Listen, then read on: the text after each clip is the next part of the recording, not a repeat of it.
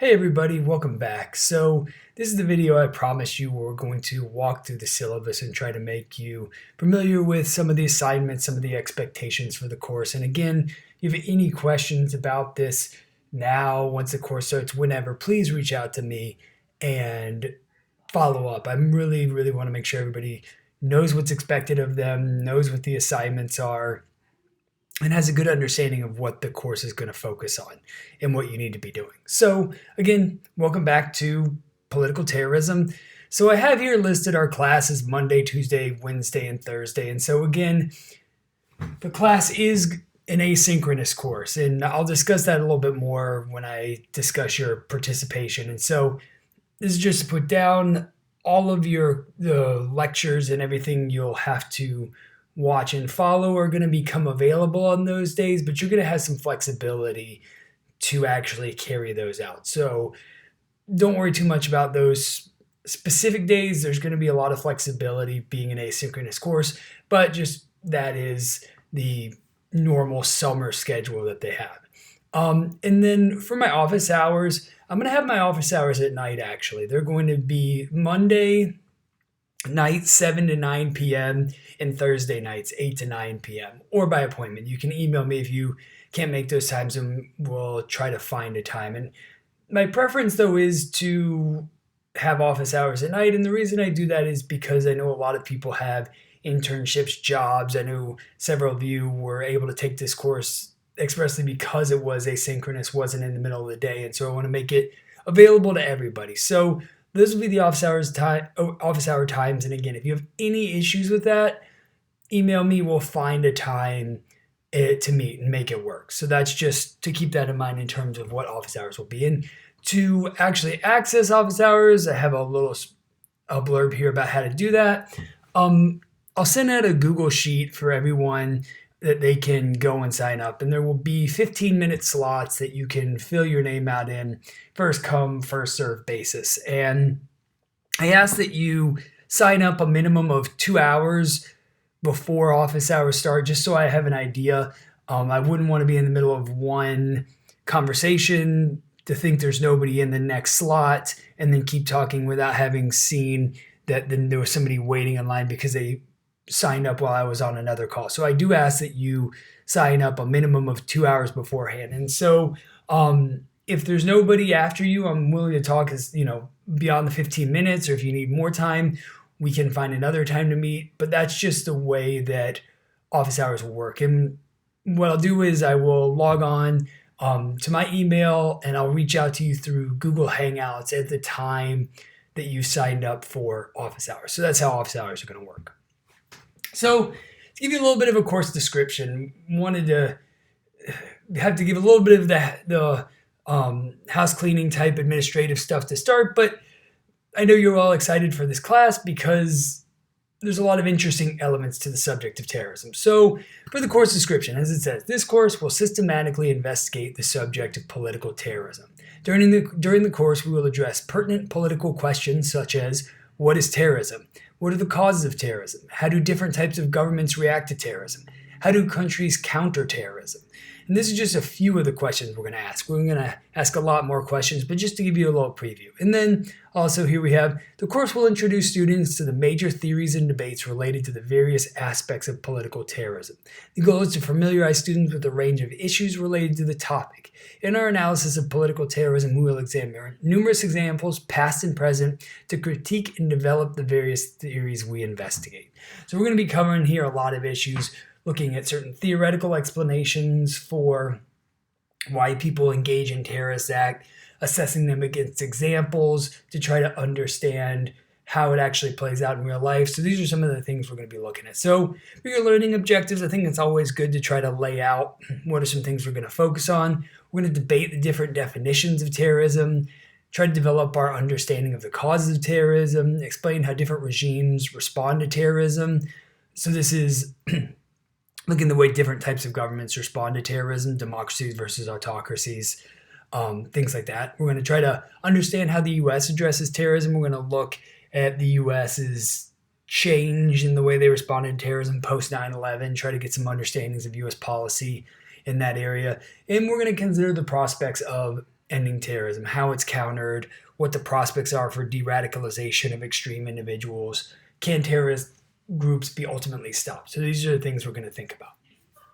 So I also always like to have a student commitment in my syllabus because, as I always say, as the professor, I'm going to do everything I can to make this a worthwhile, rewarding experience. And it's more challenging based on the circumstances with online education, but I'm going to do everything I can to make this an effective class. And if you ever have feelings where, you think there's things that can be improved, that I can do to improve your particular learning in this class, reach out to me. I want to make this an accessible course for everyone. But I also do, expect you as students to commit yourselves to the class, commit yourselves to doing the reading, engaging in the discussion boards that we're going to have, working hard on the papers. So it does take both of our efforts to make this an effective course. So we're going to look at the assignments. And the assignments are, you're going to have a class participation grade, which I will discuss below here in just a minute. And that's going to be 20% of your grade. And then you're going to have 4 position papers that are each worth 20% of your grade. And I'm going to have a post additional video that goes over the instructions for those position papers to give you a little bit better idea of what I expect and what those will entail. So don't worry, I'm going to discuss that more in depth in a separate video. So for your participation. Now, participation is more difficult to some extent in an online course, especially an asynchronous online course. So what are the expectations and how am I going to evaluate you? Well, for every class, I'll just go ahead and read from this. There will be lectures and case studies. I will record a lecture and case study for almost every class. Some classes will not have a case study but a lot of them that will explore examples related to the particular topics in depth that we focused on in the lecture. In each both the lecture and case study will be posted and become available at 9 a.m. Eastern Time on the day that you see them on the syllabus. So for our first class on June 8th, we're going to be looking at Introduction and Definitions of Terrorism. The lecture and case study will become available at 9 a.m. on Canvas. So here's what that would look like on Canvas. So let me show you that before I come back and discuss more in depth. So when you log on, it'll either be your home page or you will click on the modules page. And this is where you'll find links to these different elements of each day's requirements. So you'll have a lecture. So you'll click there. I don't have the video uploaded here, but it'll be right here embedded into your into this particular page. And you'll be able to watch the lecture. And then you can either go back to the modules page or simply click next to then get to the case study video. And that's how you'll watch both the lecture and the case study. And I will have the capacity to see whether you've actually done that or not. And so for you to do this, I will give you 72 hours from the time that it's posted for you to be able to watch these lectures. So the videos that get posted on June 8th, you'll have access from them from June 8th to June 9th, June 10th, and then June 11th. June 11th at 9 a.m. they'll go away because that'll be 72 hours. So you have any period of time in that point to watch the lecture videos. And you need to make sure that you watch both of those. And in addition to the videos, within them, I'm going to post 3 discussion questions. So just important to take note of. If there's no case study, which I said there's 1 or 2 days that don't have a case study, those will only have 2 discussion questions. So keep that in mind. But while you're watching the lectures, I will read out the discussion questions. So write them down. And you'll need to write them down because you'll need to follow up on the discussion boards for that element of your participation grade. And part of the reason I have it, so I don't actually write them, they're not actually written down on any of the pages, the discussion questions, as you'll see.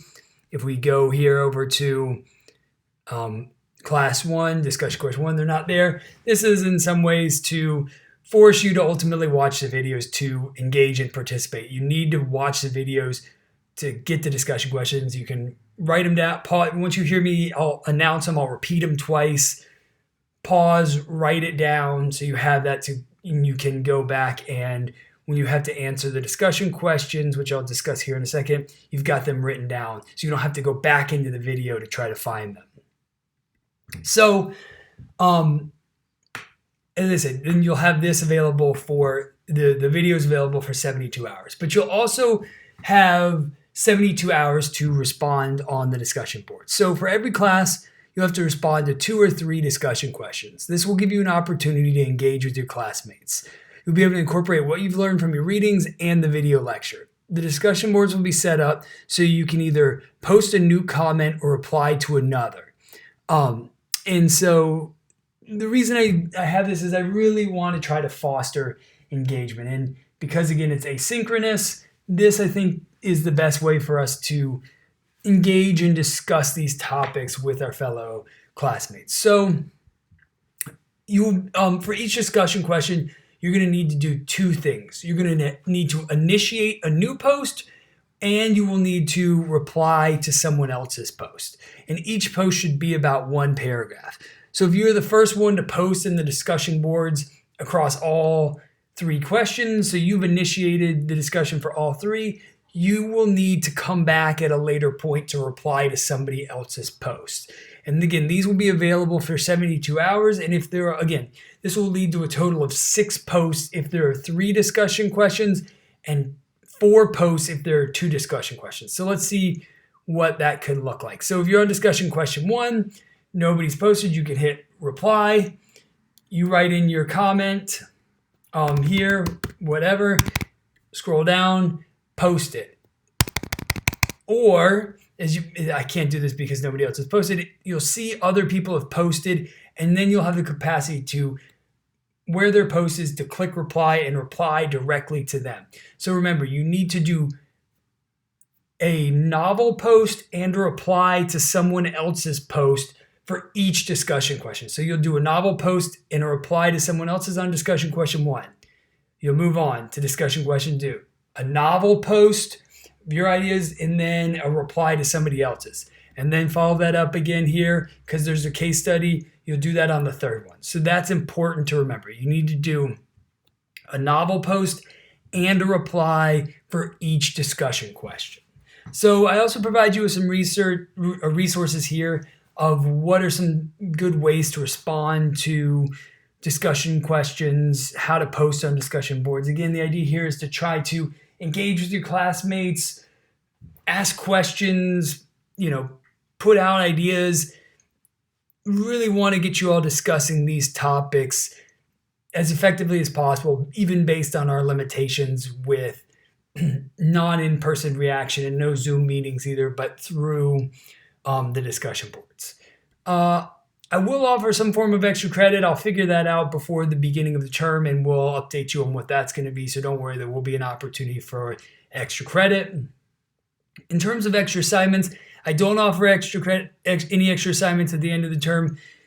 I say this every time, and I always get emails from people who want to know if there's anything else they can do to raise the grade. I just don't offer any extra assignments at the end of the term.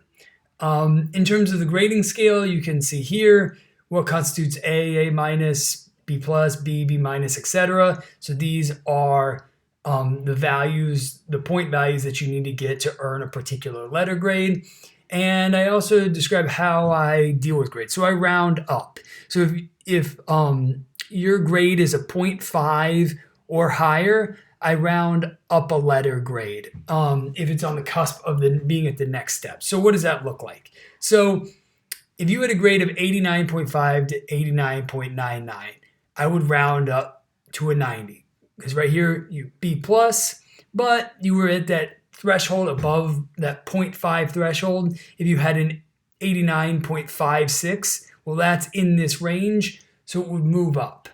But if you were to say have an 89.3, that would round down to an 89, and you would still have a B plus because you didn't meet that zero point 0.5 or higher threshold. So this is how I go about rounding up grades. And so again, if you, for example, had an 88.9, well, an 88 is already a B plus. If you had an 88.9, that rounds up to an 89, is still a B plus. So that's just how I do my grading system.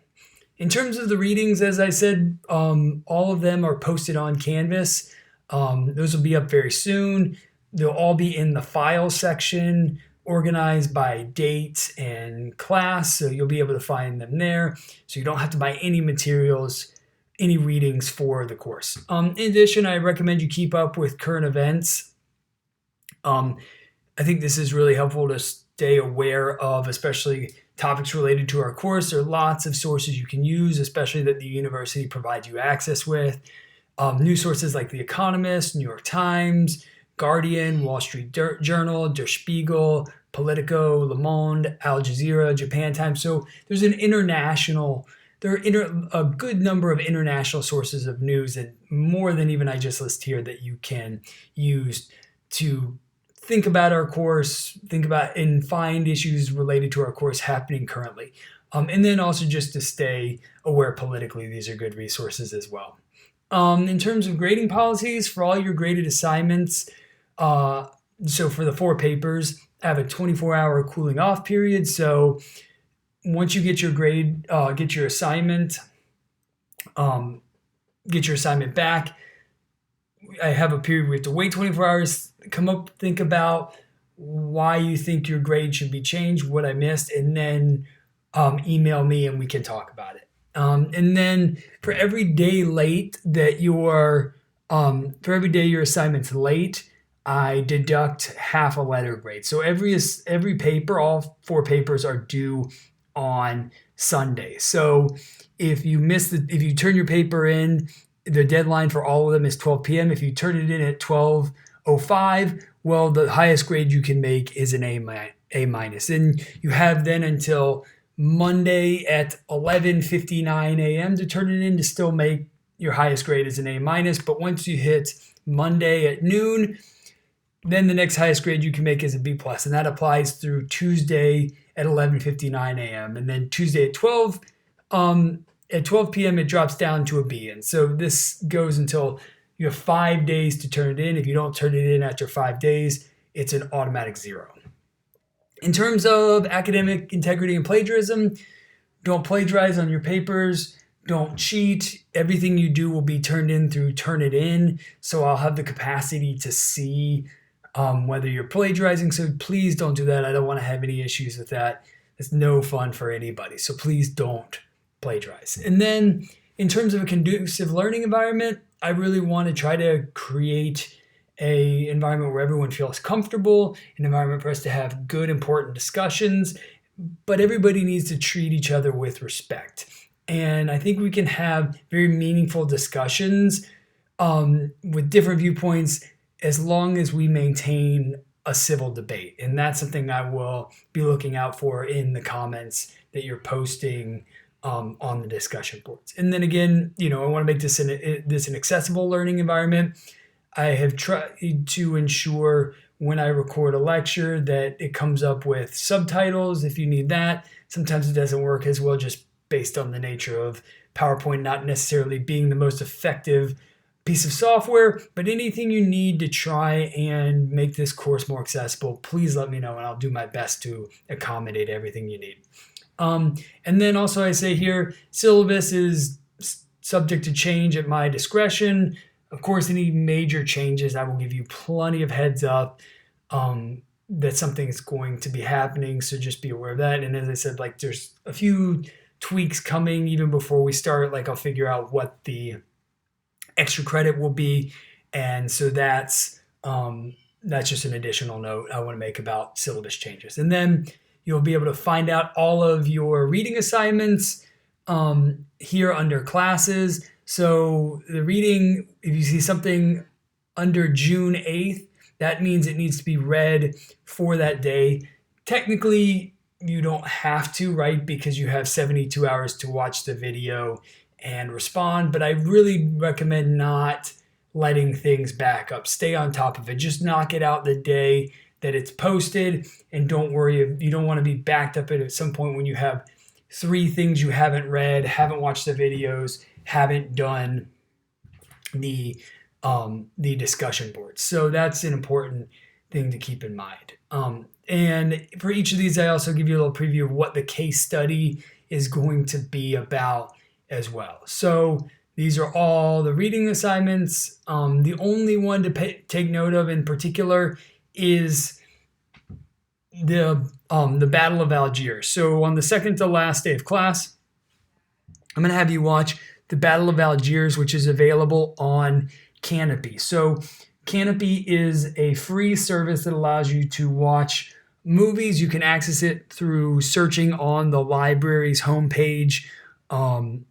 Look up Canopy. That should take you there, and then type in your search for the Battle of Algiers. That should be able to watch it. But I do want to provide a disclaimer that the Battle of Algiers is a very intense movie, features significant amount of violence, and has several scenes depicting torture. This movie is about the former French occupation of Algeria and groups engaging in various tactics to try to push the French out. And so if you have any concerns about this, please email me privately and we can figure out something else for you to read or watch. But you need to give me a heads up by, I would say, July 1st minimum that this is something you don't feel comfortable with, and we'll find something else for you to do.